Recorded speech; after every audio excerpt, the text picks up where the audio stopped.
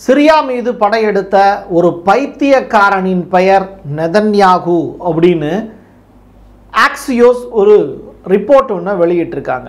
யார் சொன்னதா? ஒயிட் ஹவுஸினுடைய அதிகாரிகள் சொன்னதா அந்த செய்தி வெளியாயிருக்கு. இவ்வளவு பெரிய உண்மையை எப்படி ஆக்சியோஸ் கண்டுபிடிச்சி சொன்னாங்க அப்படிங்கிற கொஸ்டின் மார்க்கு.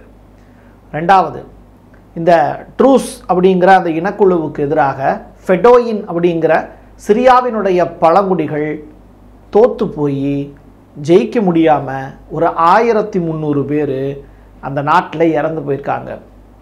1,30,000 பேர் நாட்டை விட்டு வெளியேறுவதை தவிர வேறு வழி இல்லை அப்படின்னு கதறிக்கிட்டு இருக்காங்க. என்ன நடக்குது சிரியாவில்? காசாவில் ஒரே நாளில் 15 பேர் அடிபட்டு சாகலை, பசியில் செத்து போயிருக்காங்க. அதில் குழந்தைகளும் இருக்காங்க. இதை பார்த்துக்கிட்டு பொறுத்துக்கிட்டு இருக்க முடியாமல் அபு உபைடா பேசி இருக்கக்கூடிய வார்த்தைகள் அரபு உலகத்தை கண்ணை திறந்து பார்க்க வைக்குமா? நம்ம ஊரில் சொல்லுவாங்கள்ல, சாமி கண்ணை திறந்து பாரு அப்படின்னு, அந்த மாதிரியான ஒரு நிகழ்வில் குமுறிக்கிட்டு இருக்காங்க. என்ன நடக்குது மிடில் ஈஸ்டில்? வாங்க பார்க்கலாம் உறவுகளே. இது பிரசாத் சிக்னேச்சர். நீங்கள் ஒரு ஜேர்னலிஸ்டா இல்லை நியூஸ் ரீடரா வரணும்னு ஆசைப்படுறீங்களா? அப்படின்னா இது உங்களுக்கான பெரிய வாய்ப்பு. ஒரு பெரிய இலக்கோட அதற்கான முதல் படிக்கட்டு தான் இந்த பயிற்சி பட்டறை. தியரிட்டிக்கல் அண்ட் பிராக்டிக்கல் கிளாஸினுடைய முடிவில் சர்டிஃபிகேட்டும் கொடுக்கப்படும். தொடர்புக்கு 94493594 என் நம்பருக்கு காண்டாக்ட் பண்ணுங்க. நீங்க நம்ம சேனலுக்கு விளம்பரம் கொடுக்க விருப்பப்பட்டீங்கன்னா 94493594 இந்த நம்பருக்கு காண்டாக்ட் பண்ணுங்க.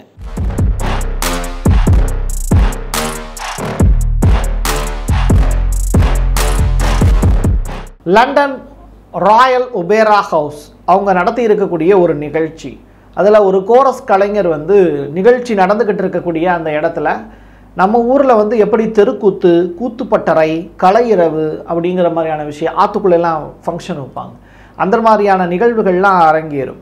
அப்படிப்பட்ட நிகழ்வுகள் தான் லண்டன்லையும் அரங்கேறி இருக்குது. ஸோ ஒரு கோரஸ் கலைஞர் பாலஸ்தீனத்தினுடைய கொடியை ஏந்தி சுதந்திர வேட்கையோடு அவங்க அதை காமிக்கிறாங்க. உடனே அந்த நிகழ்ச்சி ஏற்பாட்டாளர்கள் என்ன பண்ணுறாங்க, அதை பிடுங்குறாங்க. பாலஸ்தீனத்துக்கு ஆதரவாக நீ எப்படி பேசுவேன்னு சொல்லிட்டு அந்த சுதந்திர வேட்கைக்கு எதிராக அந்த நபர் அந்த கொடியை பிடிச்சி இழுக்கிறாரு. இருந்தாலும் விடாப்பிடியாக அந்த கொடியை கையில் ஏந்தி மக்கள் முன்னாடி காட்ட முயற்சி பண்ணுறாரு ஒரு நபர். இது ஒரு புறம். இன்னொரு புறம் கனடாவினுடைய செக்யூரிட்டியை டைட் பண்ணியிருக்காங்க. RCMP அப்படிம்பாங்க. அது என்னென்னா, கனடியன் போலீஸ் தீவிரமாக இன்வெஸ்டிகேட் பண்ணிக்கிட்டு இருக்கு. இஸ்ரேல் பாலஸ்தீனில் இருந்து யாருமே இங்கே குடியேறக்கூடாது அப்படிங்கிறதுல இப்போது கனடா ரொம்ப தீவிரமாக இருக்குதுன்னு சொல்கிறாங்க. கனடாவில் அரசியல் மாற்றம் ஏற்பட்டிருக்கு. ட்ரூடோவினுடைய ஆட்சி கலைந்தெடுக்கப்பட்டிருக்கு. புதிதாக ஒரு நபர் தேர்ந்தெடுக்கப்பட்டிருக்கிறார். இப்படிப்பட்ட நிலையில் கனடா ஒரு புது பொலிவை நோக்கி நகர்ந்து கொண்டு இருக்கிறது. அதனால் மிடில் ஈஸ்ட்லேருந்து யாராவது வந்தாங்கன்னா அவங்கள ஏற்றுக்க மாட்டோம் அப்படிங்கிறது கனடாவினுடைய நியூ பாலிசியாக இருக்குது. சிரியாவில் இருந்து அமெரிக்கர்களே நீங்கள் வெளியேறி விடுங்கள், அந்த நாடு பாதுகாப்பற்ற தேசமாக மாறி வருகிறது அப்படின்னு அமெரிக்காவில் இருந்து ஒரு உத்தரவு ஒன்று பறந்துருக்கு. அதுக்கான காரணம் என்ன அப்படின்னா, 1400 பேர் இறந்து போயிருக்காங்க அப்படிங்கிற தகவல். இவங்க எல்லாருமே ஃபெடோயின் அப்படிங்கிற அந்த பழங்குடி இனத்தை சேர்ந்தவங்க. யாரால் இறந்து போயிருக்காங்க அப்படின்னா, இஸ்ரேலுடைய IDF படை வீரர்களால் இறந்து போயிருக்காங்க. ட்ரூஸ் இன மக்கள் நடத்தி இருக்கக்கூடிய தாக்குதல்னால இறந்து போயிருக்காங்க. சிறிய மக்கள் அந்த இப்போ நம்ம ஊரில் எல்லாம் மலை கிராமங்கள் இருக்குல்ல, அங்கே பழங்குடிகள் வாழ்வாங்க. நம்ம தான் நினச்சிக்கிட்டு இருக்கோம் இந்த ஊரில் அவங்க தான் நாகரிகமற்றவர்கள் அப்படின்னு. பட் அவங்க தான் அந்த நாகரிகத்தினுடைய வேர் அப்படின்னா அவங்க தான் மலை கிராம மக்கள் தான். நம்மெல்லாம் நாகரிகங்கிற பேரில் வேறு நாட்டினுடைய நாகரிகத்தை பேண்ட் ஷூட்லாம் போட்டுக்கிட்டு இதான் ஸ்டைலுன்னு நினச்சிக்கிட்டு இருக்கோம். ஆனால் அவங்க தான் சரியான உடை தரித்து தன்னுடைய மூதாதையர்களுடைய வழியில் கரெக்டாக வாழ்கிறாங்க. ஒரு 9 முட்டாள் சேர்ந்து ஒரு அறிவாளி இருக்கக்கூடிய இடத்துல ஒரே வார்த்தையாக அவங்க தொடர்ச்சியாக சொல்லும்போது அந்த அறிவாளி சொல்லக்கூடிய விஷயத்தை அந்த 9 முட்டாள்களும் ஏற்றுக்கிறது இல்லை. இதை விட தெளிவாக நம்ம சொல்லி புரிய வைக்க வேண்டிய அவசியமும் இல்லை. ரமல்லா அப்படிங்கிற இடத்துல இஸ்ரேலிய செட்லர்ஸ் இருக்காங்கல்ல, அவங்களுக்கும் IDF படைக்கும் இடையில ஒரு பயங்கர வாக்குவாதம் நடக்குது, சண்டை நடக்குது. இந்த சண்டையில் செட்லர்ஸ் ஜெயிச்சாங்களா, IDF படை வீரர்கள் ஜெயிச்சாங்களா அப்படிங்கிறத தாண்டி நீங்கள் தெருவில் சில சண்டைகள்லாம் பார்த்துருப்பீங்க. அந்த சண்டைக்கு பேர் எப்படி சொல்கிறதுன்னு தெரியல. அதுவாக குலைக்கும், அதுவாக கலைஞ்சு போயிடும். ஸோ அந்த மாதிரியான ஒரு நிகழ்வாக தான் இதை பார்க்கலாமா அப்படின்னு கேட்டால் அதை பற்றி எனக்கு எதுவும் பெருசாக தெரியாது. உங்களுக்கு தெரிஞ்சது அப்படின்னா கமெண்ட் பாக்ஸில் பதிவு செய்யுங்க. ஈரான் அப்படிங்கிற நாட்டை ஈரான்னு பேசாமல் அந்த பேரை மாற்றிட்டு இஸ்ரேல்னு வச்சிடலாம் போல். ஏன்னா அதிகமான அளவில் மொசாட் உளவாளிகள் தங்கி இருக்கக்கூடிய ஒரு இடமா எந்த இடம் இருக்குது அப்படின்னு கேட்டால் ஈரான் தான் இருக்குது. ஈரானில் இருக்கிறவங்க ஈரான் மக்களா அப்படின்னு கேட்டால் மொசாட் உளவாளிகள் தான் அதிகமான அளவில் இருப்பாங்க போல். அந்த அளவுக்கு வரிசையாக பிடிபட்டுக்கிட்டே இருக்காங்க. தொடர்ச்சியாக அவங்க 47 பேர் வந்து கடந்த அந்த 12 நாள் போர் முடிஞ்சதற்கு பிறகு வந்து லிஸ்ட்டு சொல்லியிருந்தாங்க. இப்போ எக்ஸ்ட்ராஸ் வந்து ஒரு 15 பேர் வந்து பிடிபட்டிருக்காங்களாம். இது ரொம்ப ரொம்ப பெரிய அளவில் மோசமான ஒரு தேசம் இருக்கக்கூடிய நிலை தான் சொல்லணும். இதே இஸ்ரேலில் போய் பார்த்தீங்க அப்படின்னா ஈரான் உளவாளிகளை எளிமையாக கண்டுபிடிச்சிருவாங்க. பட் ஈரானில் அந்த மாதிரியான சுச்சுவேஷன் இல்லை. இதன் காரணமாக தொடர்ச்சியாக ஈரானில் வச்சே அந்த நாட்டினுடைய தலைவர்கள் பல பேர் இறந்து போயிருக்கிறத இப்போ நீங்கள் ஞாபகப்படுத்திக்கிட்டீங்க அப்படின்னா நான் சொல்ல வர்றது எந்த அளவுக்கு உண்மைங்கிறது புரிய வரும். ஸோ மொசாட்டினுடைய உளவாளிகளை கண்டுபிடிக்கிறதுக்கே இங்கே ஈரானில் தனிப்படைகள் அமைக்கணும் போல். அந்த அளவிற்கு மொசாட்டினுடைய தீவிர நடவடிக்கைங்கிறது ஈரானுக்குள்ள மையப்பகுதியில் மையம் கொண்டு இருக்கிறது, புயல் மையம் கொண்டு இருக்கிறது அப்படிங்கிற வார்த்தைக்கு இணையாக இருக்கிறது அவங்க செய்யக்கூடிய செயல்பாடு. பெல்ஜியம் அப்படிங்கிற அந்த நாடு நேட்டோவில் அங்கத்தினராக இருக்கக்கூடிய ஒரு நாடு. அவங்க 2 முக்கியமான இஸ்ரேலியர்களை கைது செஞ்சுருக்காங்க. தொடர்ச்சியாக அவங்க செய்து வரக்கூடிய அட்டூழியங்களை உலக நாடுகள் பார்த்துக்கிட்டே இருக்குது. நான் சில இடங்களில் குறிப்பிட்டு சொல்லியிருப்பேன், இஸ்ரேலிய செட்டிலர்ஸுக்கு உலகத்தில் வேறு எங்கேயுமே பாஸ்போர்ட் வந்து கொடுக்க மாட்டாங்க. இவங்க வந்து மனிதர்களே கிடையாது அப்படிங்கிற அளவுக்கு மற்ற நாடுகள்லாம் நினைக்கிறாங்க. அமெரிக்காவில் கூட இஸ்ரேலிய செட்டிலர்ஸுக்கு வந்து பாஸ்போர்ட் கிடையாது, விசா கிடையாது, டூரிஸ்ட் விசா கூட கொடுக்க மாட்டாங்க. அந்த அளவிற்கு மோசமான ஒரு மனிதர்களாக இந்த செட்டிலர்ஸ் வந்து கருதப்படுறாங்க. ஸோ அப்படிப்பட்டவங்களில் 2 பேரை பெல்ஜியம் அரசு கைது செஞ்சு இப்போ சிறையில் அடைச்சிருக்காங்க. அவங்க மூலியமாக பெல்ஜியம் நாட்டில் ஏதாவது இனப்பெருக்கம் ஏற்பட்டு அதன் மூலியமாக வந்து ஒரு பெரிய ஜென்ரேஷன் வந்து டெவலப் ஆயிடுச்சு அப்படின்னா பெல்ஜியம் நாட்டுக்கே அசிங்கம் அப்படின்னு நினச்சதுனால தானே என்னவோ இந்த அரெஸ்ட் அப்படிங்கிறது நடந்திருக்கிறதா சொல்லப்படுது. இந்த ட்ரூஸ் அப்படிங்கிற இஸ்ரேல் இனத்தை சேர்ந்தவங்க அதில் வந்து ஒரு one of the type. But இவங்க முகமதியர்கள் கிடையாது, இவங்க ஒரு தனி இனத்தை சேர்ந்தவங்க. அப்படிப்பட்டவங்களுக்காக பழங்குடிகளாக இருக்கக்கூடிய ஃபெடோயின் வந்து வெளியேற்றப்பட்டுக்கிட்டு இருக்காங்க அப்படிங்கிற செய்தியை பார்த்தோம். அதே நேரத்தில் பிரான்ஸ், ஜப்பான், இங்கிலாந்து உள்ளிட்ட 25 நாடுகள் ஒன்றாக சேர்ந்து இப்போது இஸ்ரேலுக்கு எதிராக குரல் கொடுக்குறாங்க. சிரியாவில் அத்துமீறி தாக்குதல் நடத்துறது இஸ்ரேல். ஸோ அது தடுத்து நிறுத்தப்படணும் அப்படிங்கிற ஒரு குரல். இன்னொரு பரவம் என்னென்னா காசாவை விட்டு இஸ்ரேல் வந்து வெளியேறணும், போதும் நீங்கள் வேட்டையாடியது அப்படிங்கிற வார்த்தையை பயன்படுத்தியிருக்காங்க. எவ்வளவு தூரம் வந்து ரொம்ப உக்கிரமான ஒரு வார்த்தை, வேட்டையாடியது போதும் அப்படின்னு.